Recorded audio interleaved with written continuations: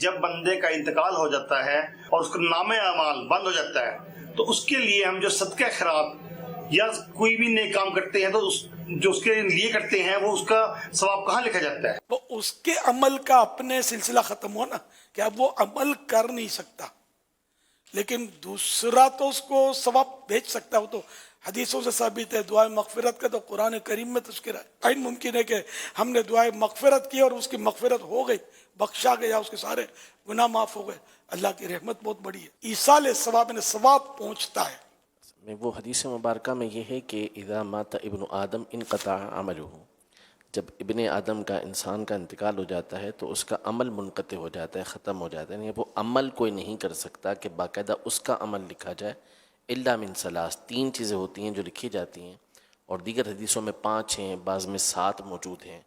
تو کوئی بھی نیک عمل ہو تو اس میں سے یہ ایک جو آپ نے ارشاد فرمایا دعائے مغفرت کے حوالے سے، کہ ایک تو من علم ينتفع به، علم ہوتا ہے جس سے فائدہ اٹھایا جاتا ہے، یا وہ صدقہ ہوتا ہے جو صدقہ جاریہ ہوتا ہے، وہ بعد میں اس کا ثواب پہنچتا رہتا ہے، یا وہ نیک اولاد چھوڑتا ہے جو اس کے لیے استغفار کرتی رہتی ہے، تو ان کا ثواب اس کو پہنچتا رہتا ہے. تو نامہ اعمال اس معنی میں بند ہوتا ہے کہ اب وہ خود سے کوئی عمل نہیں کر سکتا، لیکن اگر اس کے لیے کوئی دوسرا عمل کرتا ہے یا اس نے کوئی ایسا نیک عمل کیا ہوا ہے جس کا ثواب بعد میں بھی اسے پہنچ رہا ہے، تو وہ اس کے نامہ اعمال میں لکھا جاتا رہتا ہے.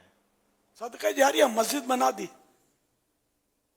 ثواب ہی ثواب ہے، اس کو ثواب ملتا رہے گا. بنانے والے کو محرومی نہیں ہے، اس کو بھی ملے گا. اور اپنے امی کے لیے، ابو کے نام کے لیے کہ ان کو ثواب پہنچے تو ان کو بھی ثواب پہنچے گا. ساری امت کے نام پر آپ نے کر دیا اس کو کہ سب کو ثواب ملے، ساری امت کو اس کا ثواب پہنچے گا. اللہ پاک کے یہاں مطلب کوئی کمی نہیں ہے، کوئی کمزوری نہیں ہے. ہم کمزور بندے، ہمارے بس کمزوریاں، ادھر کوئی کمزوری نہیں ہے. اس کا تو ایک مبارک نام ہے قویو. یہاں قوی سے مراد سب سے بڑھ کر طاقتور. ساری دنیا یہاں جتنی مخلوق پہلے تھی اور آخر تک آئے گی، وہ سب مل کر بھی اللہ پاک کے مقابلے پر نہیں آ سکتی. کوئی اللہ پاک جتنی طاقت رکھتا ہی نہیں ہے. اور جس کو بھی طاقت ملی ہے تو اس کو اللہ کے دیے سے ملی ہے. وہ تو خود بخود قوی ہے.